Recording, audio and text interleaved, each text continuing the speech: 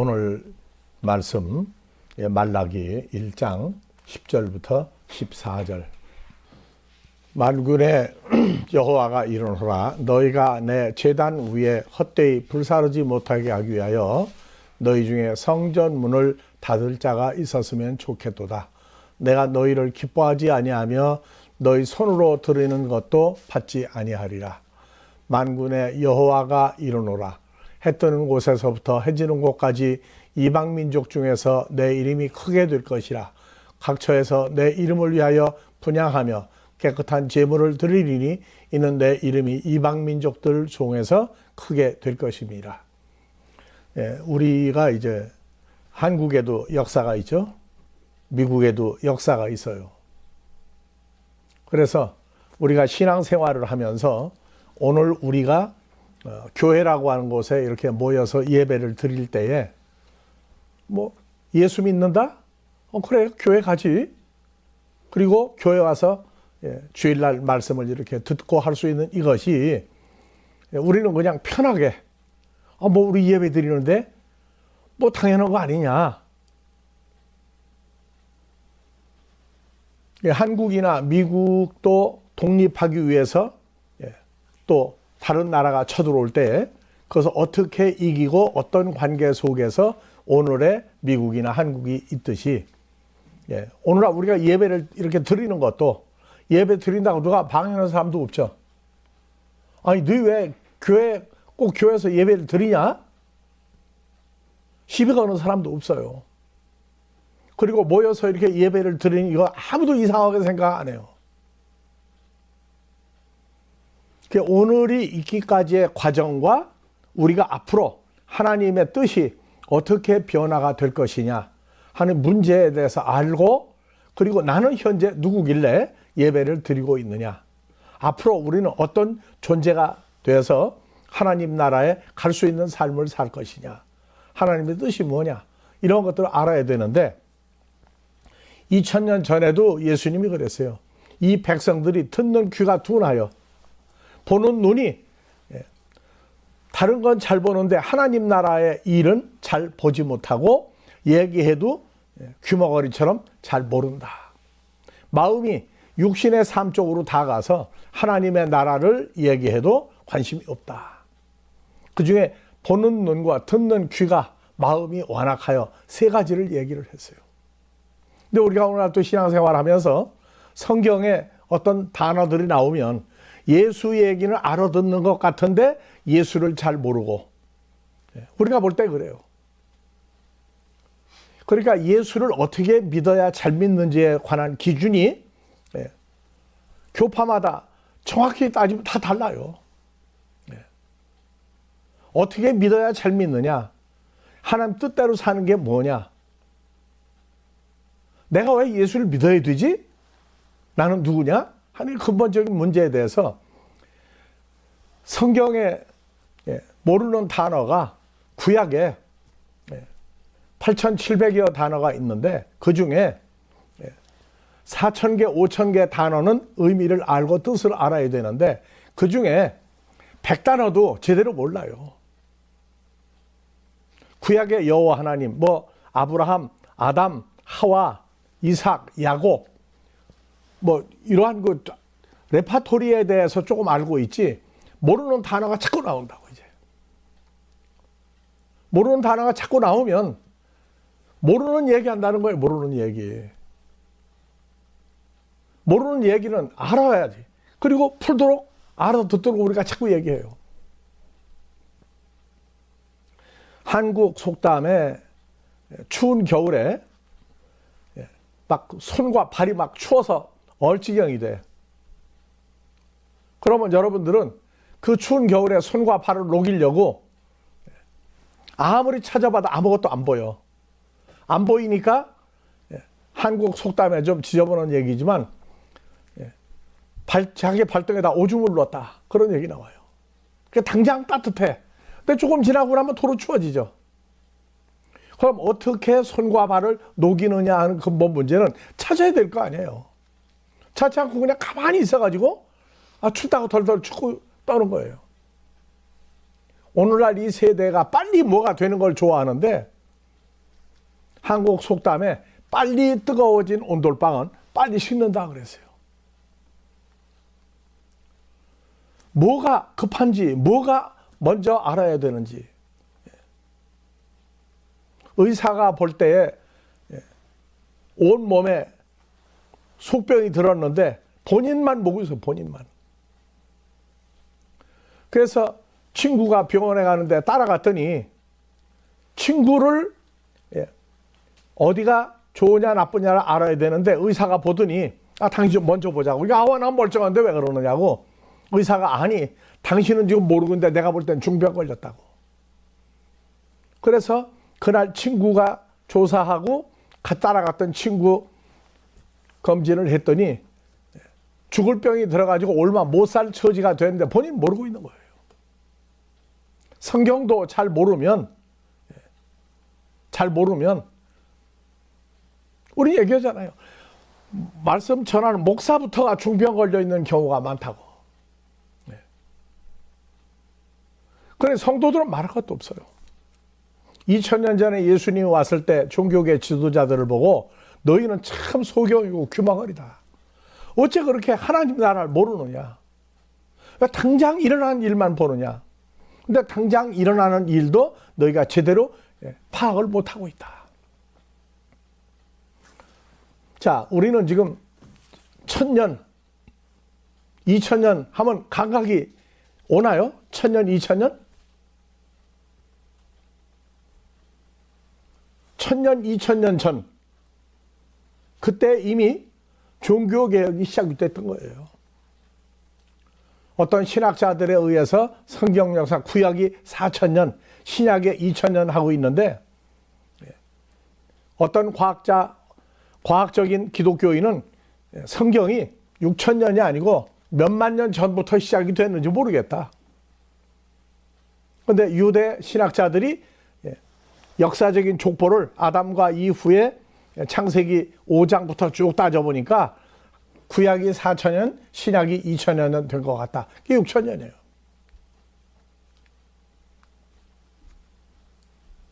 그래서 한국 역사에 2000여 년 전이면 언제쯤이에요? 한국 역사로. 2000여 년 전이면. 백제, 고구려, 신라 만들어질 그때인가요? 2000년 전이면?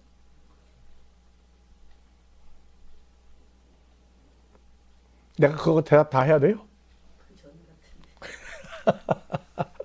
자, 그냥 일반적으로 알고 있기를 고구려가 먼저 생겼는데 한 2000여 년이 됐다고 그래요.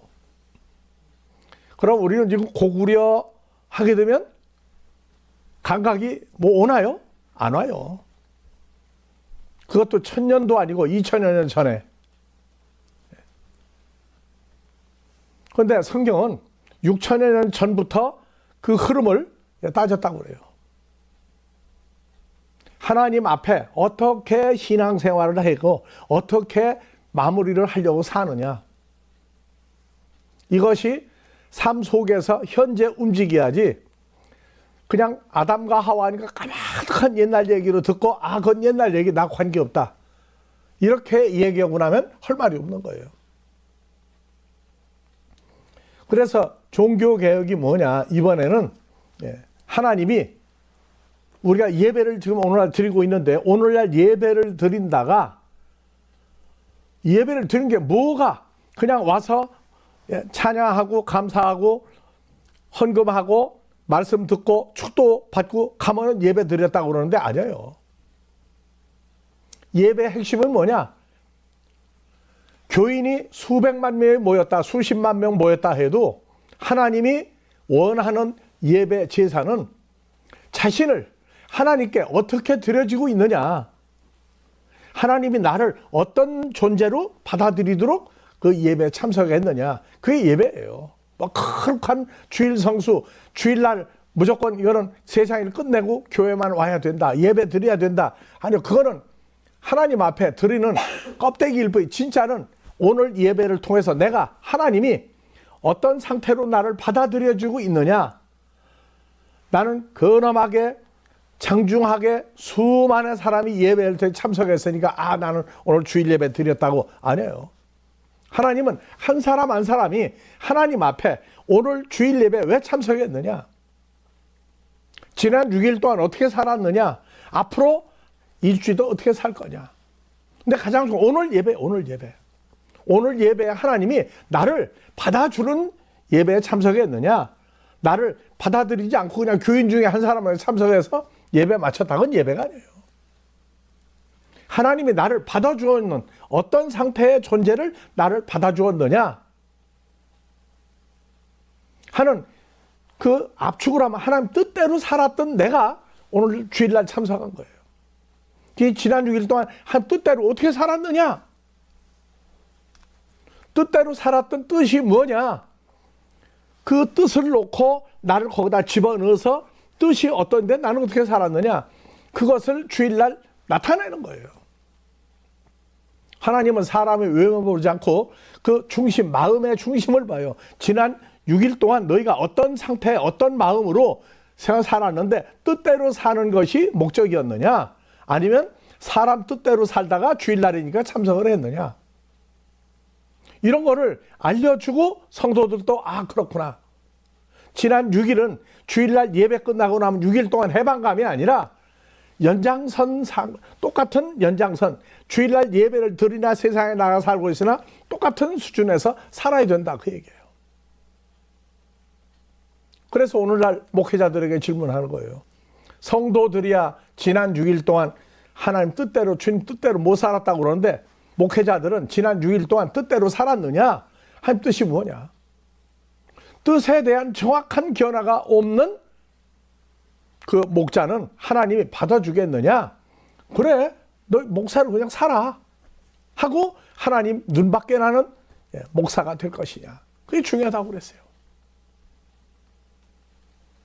그래서 항상 지난 7일, 1년 365일 주일 예배가 쉬운 2번 있는데 쉬운 2번을 하나님 뜻대로 살다가 온 것을 주일날 결과를 확인하는 것인데 그래 예배 참석했다는 거예요. 그냥 어느 교회 어느 말씀 해가지고 난 어느 교회 예배 드리고 끝났다. 그 하나님 뜻하고 관계가 없어요. 그냥 참석했다 갔을 뿐이에요. 하나님 뭐라고 그러느냐? 야 그래도 내가 바쁜 중에 오늘 주일 예배를 드리고 갔으니 참 그 뜻이 갸륵하다. 아니요. 뜻대로 살았던 6일이 7일날 주일날 모여서 하나님이 점검할 때 합격을 받았느냐? 앞으로 한 주간 어떻게 살 거냐? 이것이 결정되는 게 주일 예배예요. 그런데 이 주일 예배가 예수님 오셨을 때에도 주일날 예배를 안 드리고 토요일날 예배 드렸어요.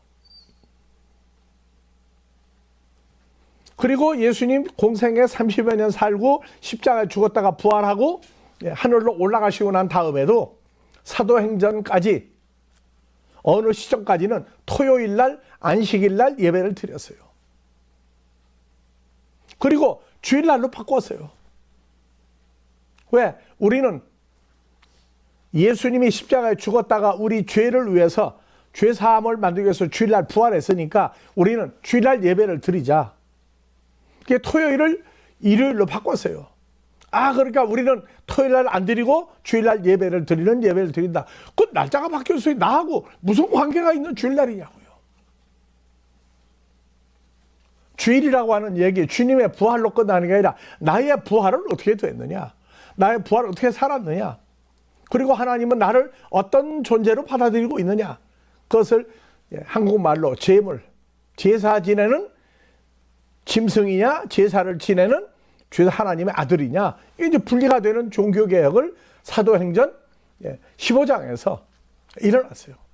15장 1절 이하에 어떤 사람들이 유대로부터 내려와 믿는 형제들을 가르치되 너희가 모세의 법대로 할례를 받지 아니하면 너희 구원을 받지 못하리라.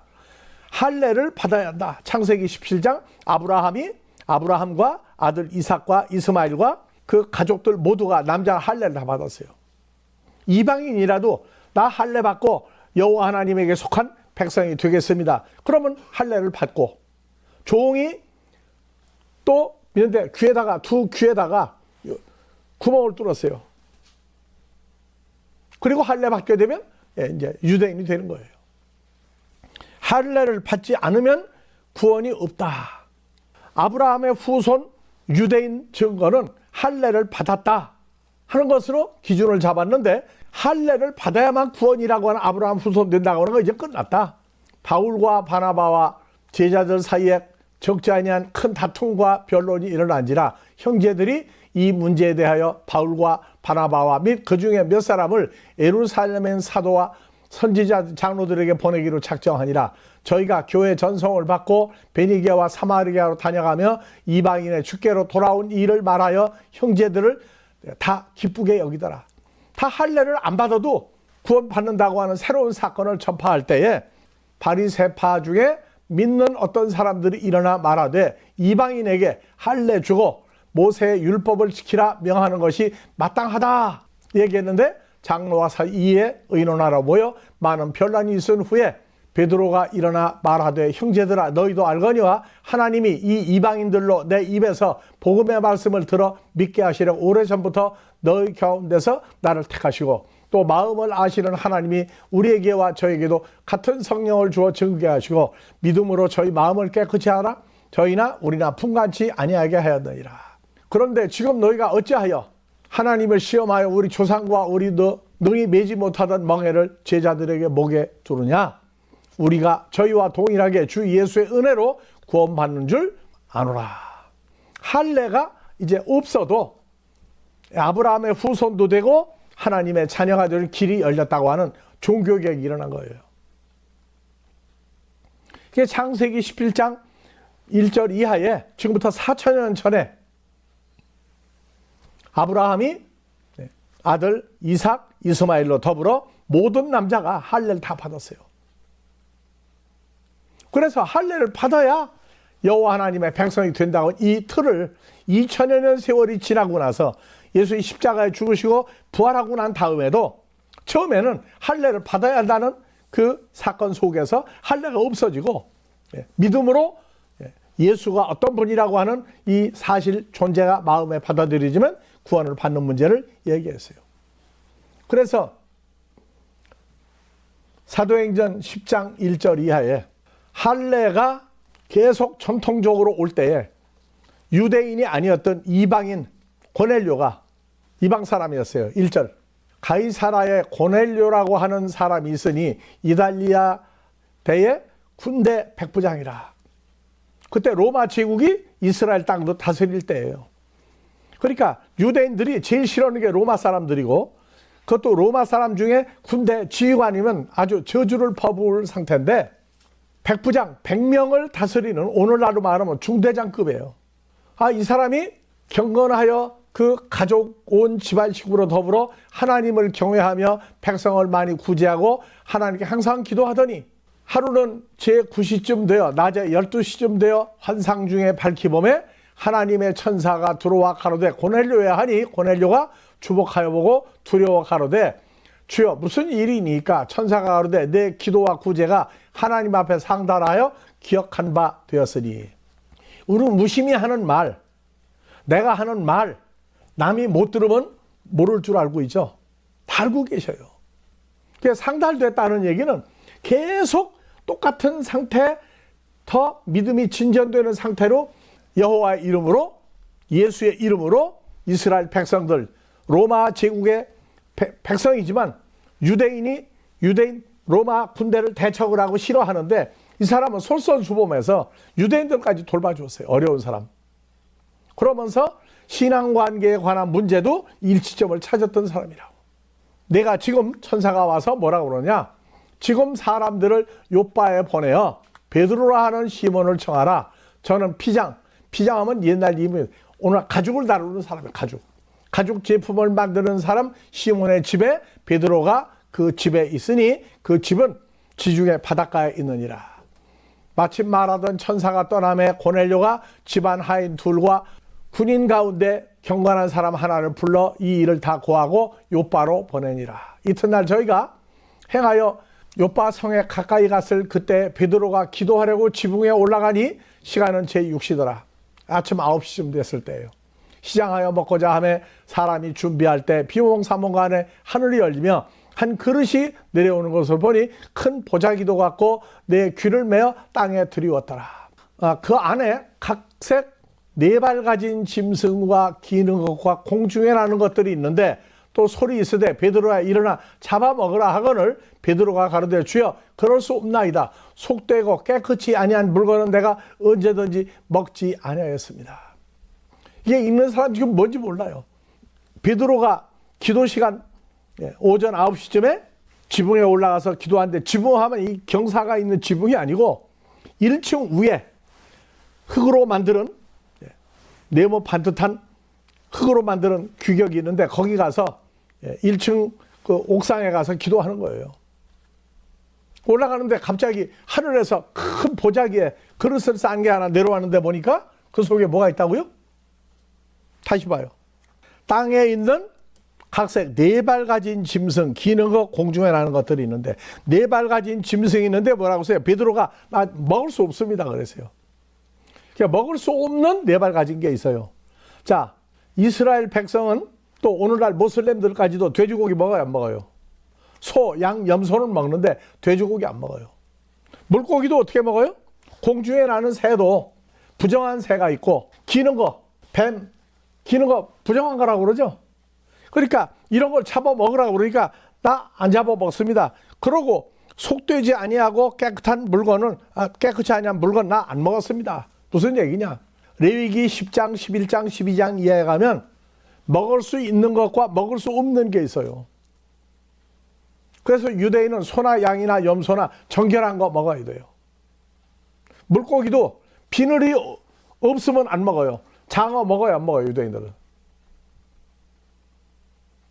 우리는 장어 굉장히 좋아하죠. 그런데 장어는 비늘이 없어요.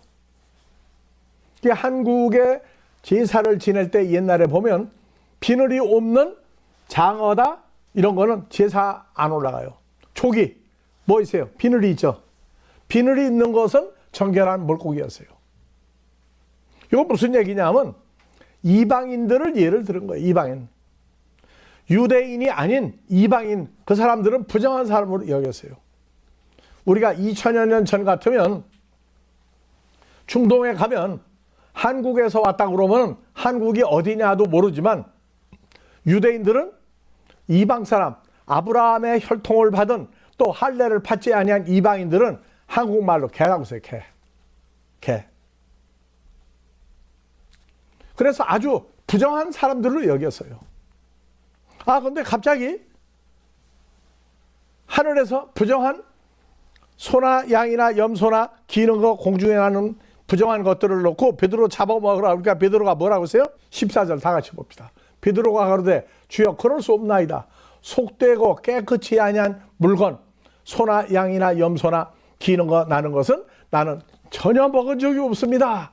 두 번째 소리 있으되 하나님께서 깨끗게 하신 것을 내가 속되다 하고 하지 마라. 이런 일이 3번 일어나고 난 다음에 하늘로 그릇이 올라갔어요. 자, 베드로가 본 바 환상이 무슨 뜻인지 속으로 의심했다. 할례를 받은 아브라함의 후손은 돼지고기라든가 이런 거 먹게 되면은 죽어서 하나님 나라 못 간다고 하는 고정관념이 있어요. 인도에 가보면 소가 대낮에 길거리에가 들어놓으면, 인도는 큰 도시에 전차도 있어요.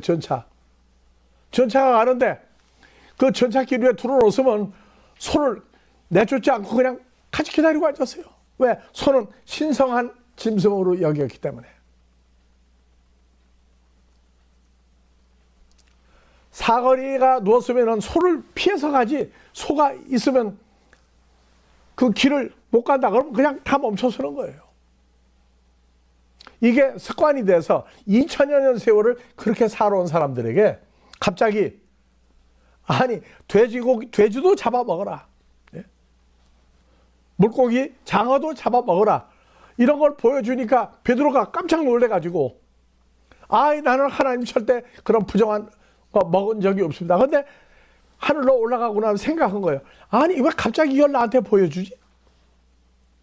이거 부정한 거, 짐승이나 새나 이런 거 먹게 되면 내가 부정한 사람으로 돼서 하나님 앞에 버림당할 텐데 왜 이걸 보여줬느냐 할 때에 베드로가 본 바 환상이 이게 무슨 뜻이냐 의심하더니 마침 이방인 로마 군대 백부장 보낸 사람들이 시몬의 집을 찾아 문 밖에서 묻되 베드로란 시몬이 여기 우거하느냐. 베드로가 그 환상에 대하여 생각할 때 성령께서 저더러 말씀하시되 두 사람이 너를 찾으니 일어나 내려가 의심하지 말고 함께 가라. 내가 저희를 보내었느니라. 이방인들에게도 잡아먹으라 하는 얘기는 이제는 할례를 받은 자기들 같은 아브라함의 후손으로 받아줄 길이 열렸다는 얘기예요. 베드로 깨달은 거예요. 그래서 베드로가 내려가 그 사람들 보고 가로되 내가 곧 너희가 찾는 베드로 시몬이라고 하는 사람 무슨 일로 찾느냐. 저희가 대답하되 백부장 고넬료는 로마 사람 100여 명의 군대를 지휘하는 고넬료는 의인이요 하나님을 경외하는 자라. 유대 온 족속이 칭찬하더니 저가 거룩한 천사의 지시를 받아 베드로를 그 집으로 청하여 말씀을 들으려 하느니라 한데 베드로가 의문이 풀렸어요. 짐승, 부정한 거, 새 이런 것들을 잡아먹으라는 얘기는 이방인들도 구원의 길을 열어주었구나 깨달은 거예요. 베드로가 불러 유숙하게 하니라. 이튿날 일어나 저희와 함께 요빠 두 형제도 함께 가니라. 이튿날 가이사라에 들어가니 고넬료가 일가와 가까운 친구들을 모아 기다리더니 마침 베드로가 들어올 때 고넬료가 맞아 발 앞에 엎드려 절하니 베드로가 일으켜 가로되 일어서라. 나도 사람이다. 더불어 말하며 들어가 여러 사람의 모인 것을 보고 이르되 유대인으로서 이방 사람 할례를 받지 않은 이방 사람들과 교제하는 것과 가까이 하는 것도 율법에 하지 말라 하는 위법인 줄을 내가 알거니와 하나님께서 내게 지시하사 아무도 속되다 하나 깨끗이 않다 하기로 부름을 사양치 않고 왔노라. 묻노니 무슨 일로 나를 불렀느냐. 고넬료가 가로되 나를 나흘 전 이맘때 내 집에서 제9시 12시 기도를 하는데 호련히 한 사람이 빛난 옷을 입고 내 앞에서 말하되 고넬료야 하나님이 내 기도를 들으시고 내 구제를 기억하였으니 할례 받은 유대인들에게 내가 선한 일을 많이 했다는 거 다 듣고 하나님을 경외하고 하나님이 어떤 분이라는 걸 성경을 봐서 알고 있으니까 이맘때 와서 요빠에 가면 고넬료라고 하는 베드로라고 하는 시몬을 청하여 바닷가 집에 시몬의 집에 우거하는 일 하시기로 내가 곧 당신에게 사람을 보내었나니 오셨으니 잘하였나이다. 이제 우리는 주께서 당신에게 명하신 모든 것을 듣고자 하여 하나님 앞에 있나이다. 구원의 길 우리가 어떻게 하면 아브라함의 후손이 되고 하나님이 받아주는 이방 사람이 아니고 할례를 받은 당신들과 같이 될 수 있는 길을 열어주십시오 얘기했어요. 35절 각 나라 중 하나님을 경외하며 의를 행하는 사람은 하나님이 할례를 받지 아니한 이방인도 받았다 하는 것을 내가 오늘 3일 전에 깨달았다. 만유의 주 되신 예수 그리스도로 말미암아 화평의 복음을 전하사 이스라엘 자손에게 보내신 말씀. 자, 우리가 2000년 전 같으면 내가 유대인 되겠다. 나도 할례 받겠다. 받아주는데 자기들이 합격하고 하지 않으면 안 돼. 그래서 이방인이 할례를 받고 유대인 되는 것은 쉬운 일이 아니었어요. 더군다나 할례도 뭔지 모르고 있는데 유대인이 되겠다 하게 되면 그건 아예 대화가 안 돼요. 그리고 이웃집에 살아도 말도 안 하고 지내는 그런 입장이었어요. 그런데 계획이 일어난 거예요. 아브라함의 후손이 되는데 2000년 세월을 내려왔던 것을 없애버린 거예요. 그래서 만유의 주 되신 예수 그리스도로 말미암아 화평의 복음을 전하사 이스라엘 자손들에게 보내신 말씀, 곧 밥티스마 요한이 그 밥티조를 반포한 후에 갈릴리에서 시작되어 온 유대 두루 전파된 그 사실을 너희도 알거니와 하나님이 나사렛 예수에게 성령과 능력을 기름 붓듯 하였으며 저가 두루 다니시며 착한 일을 행하시고 마귀에게 눌린 모든 자를 고치셨으니 이는 하나님이 함께하는 하나님의 아들 예수였습니다. 우리는 유대인의 땅과 예루살렘에서 예수 행하신 모든 일의 증인이라. 그가 저희를 나무에 유대인들이 십자가에 달아 죽였으나 하나님이 사흘 만에 다시 살리사 나타내시되 모든 백성에게 하신 것이 아니오 오직 미리 택하신 증인 곧 죽은 자 가운데서 일어나신 후 모시고 음식을 먹은 120여 명 우리에게 하신 것이라. 우리를 명하사 백성에게 전도하되 하나님이 산 자와 죽은 자의 재판장으로 정하신 자가 곧 이 예수인 것을 증거하게 하시고 저에 대하여 모든 선지자도 증거하되 예수를 믿는 사람들이 다 그 이름을 힘입어 주의 사함을 받는다 하였느니라. 할례 안 받아도 된다고 하는 2000년 동안 할례를 받아야 된다는 이 증거, 이방인들에게도 복음 할례 받지 않고 할례를 모르는 이방인에게도 복음 증거해서 받아들이면 하나님의 백성이 되는 길이 열리기 시작했다. 이거는 2000년 세월을 해나온 걸 갑자기 바꿨다. 자, 오늘날 인도에 가서 소를 신성시하는 사람들에게 내가 가는데 차 길 막아서 그래서 그 소를 내 소에다 내 차에 실어가지고 가서 소를 잡아서 불고기 해 먹었다. 그러면 인도 힌두교인들이 우리를 뭐라고 그러겠어요? 당장 내쫓으라고 난리가 날 거예요. 한국에 뭐 저런 사람들이 있느냐? 마찬가지예요. 이스라엘도. 할례를 받지 아니하고 유대인이 아니었는데 돼지고기도 먹고 뭣도 먹고 먹지 말라 부정한 거 다 먹고 앉았으면 유대인들이 우리가 대화가 되느냐? 아예 이웃집에 살지도 못하게 아마 내쫓았을 거예요. 왜? 온 나라가 그랬으니까. 그런데 오늘날 우리는 모든 민족을 초월하여 예수를 증거하는 미국 땅에도 와서 성경을 가르치고 있다고요. 2000여 년 세월 변화된 걸 지켰던 걸 2000여 년 세월이 지난 후에 예수님이 오시고 죽었다가 부활하고 사도행전 역사가 일어날 때 하나님이 택하신 이방인들도 할례 안 받아도 구원받을 수 있다 하는 이 놀라운 사건이 현실화됐던 거예요. 자, 우리는 지금 이 젊은 세대는 잘 몰라요. 조상 제사를 안 지내면 어떻게 된다? 저주받고 망한다.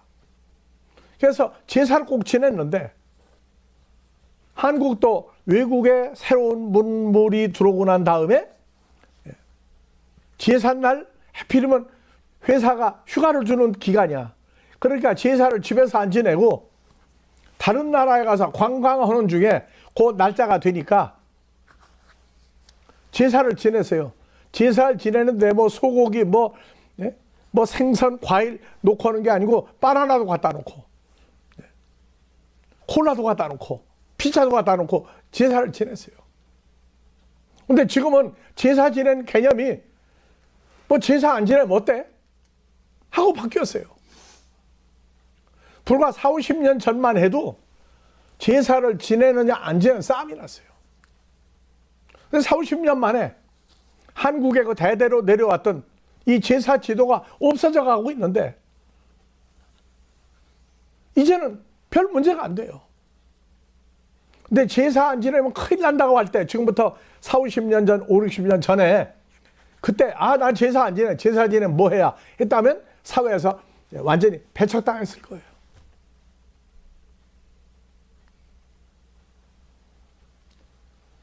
(2000여 년) 세월을 내려왔던 그 삶을 완전히 뜯어고쳐 버렸어요. 돌로 지은 성전에 안 가도 됐어요. 이제 할례 안 받아도 됐어요.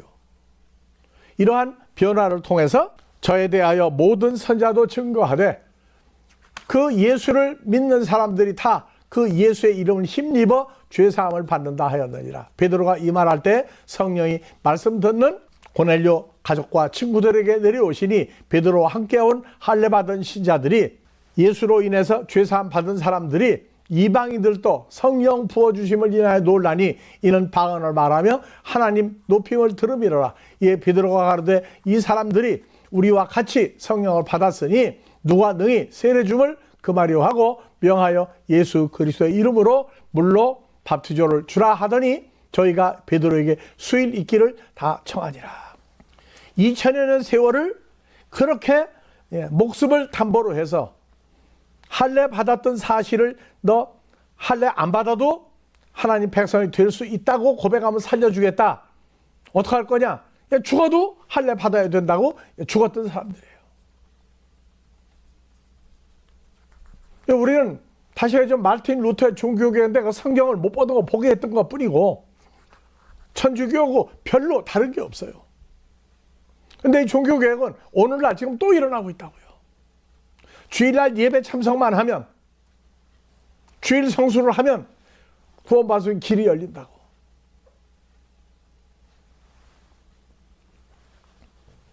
그래서 말라기 1장 12절, 13절 만군의 여호와가 이르노라 해 뜨는 곳에서 해 지는 곳까지 이방 민족 중에서, 이방인들 중에서 나 예수의 이름이 크게 될 것이라 각처에서 내 이름을 위하여 분향하며 깨끗한 제물을 드리니. 이거는 소나 양이나 염소가 아니고 하나님이 받아주는 사람들을 제물로 드리니 이는 내 이름이 이방인들을 통해서 크게 될 것입니다.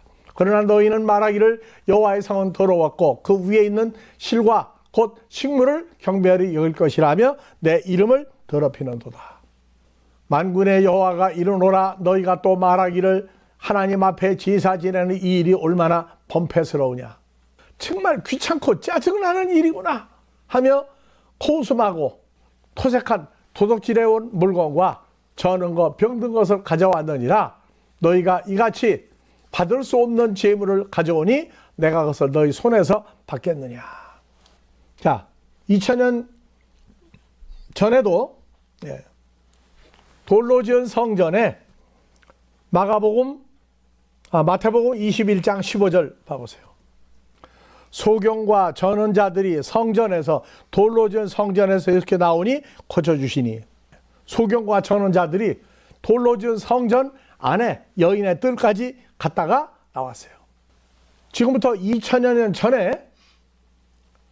오늘날로 말하는 교회에 들어갈 수 없는 사람들이 있었어요. 레위기 2장 15절 16절 한번 봐봅시다. 여호와께서 모세에게 일러 가라사대 16절, 여호와께서 모세에게 일러 가라사대 17절 너희 대대 자손 중에 육체에 흠이 있는 자는 하나님의 식물을 드리고 가까이 오지 못한다. 돌로 지은 성전에 아예 들어갈 수 없는 사람들이 있었어요. 무릇 흠이 있는 자는 가까이 못할지니 안 못 보는 소경이나 절룩발이나 코가 비틀어진 사람 있죠. 지체가 더한 자, 자 손가락 5인데 6개 육손도 있죠. 못 들어가세요. 돌로 지은 성전에. 할례를 받았어도 못 들어가세요. 다음에 자 발목이 부러진 자나 손이 부러진 자도 치료가 끝날 때까지 돌로 지은 성전에 못 들어가세요. 꼽사등이나 난장이나 눈에 백막이 오늘날 뭐죠? 하얀 막이 끼기 시작하면 그걸 보고 뭐라고 그래요? 백내장이라고 그러죠? 거기 있는 사람도 하나님 성전에 못 들어가세요. 교열병, 버짐이나 불알상한 자나 제사장 아론의 자손 중에 흠이 있는 자는 나와 여호와께 화제를 드리지 못할지니 그는 흠이 있은즉 여호와 하나님께 식물을 드리지 못한다. 하나님의 집, 돌로 지은 성전 그 거룩한 곳에 몸에 흠이 있는 사람에서 못 들어가세요. 그러니까 그만큼 아주 철저했던 이 사람들이 이거 다 떠나버렸어요.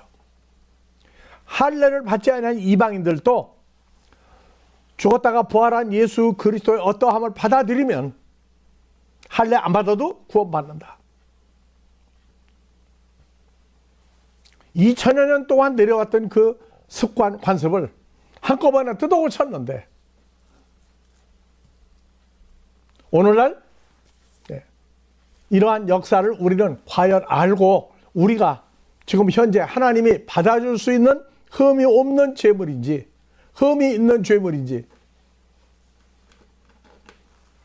예수 믿고 세례 침례받고 교회 다니고 말씀을 전하고 다 하는데 흠이 있다는 게 뭐냐. 가장 큰 흠은 주일날 대중기도 할 때 거룩한 예배라고 할 때 대중기도 여러 번 얘기해요. 지난 6일 동안 한 뜻대로 못 살았습니다. 뜻대로 못 살았으면 용서해 주시고 그 다음에 행위로 알고 지은 죄 모르고 지은 죄 용서해 주십시오. 죄가 있다는 거예요. 원죄는 해결받았는데 알고 지은 죄 모르고 지은 죄 행위를 통해서 지은 죄도 용서해 주십시오. 그러다 뜻대로 못 살 용서해 주십시오. 그러면 흠이 있는 교인들이 뭐 이거예요. 흠이 있는 교인들이. 히브리서에 죄를 위하여 제사, 기도, 예배 드릴 일이 없다고 얘기했어요. 그건 무슨 뜻이야? 모르면 배워야죠.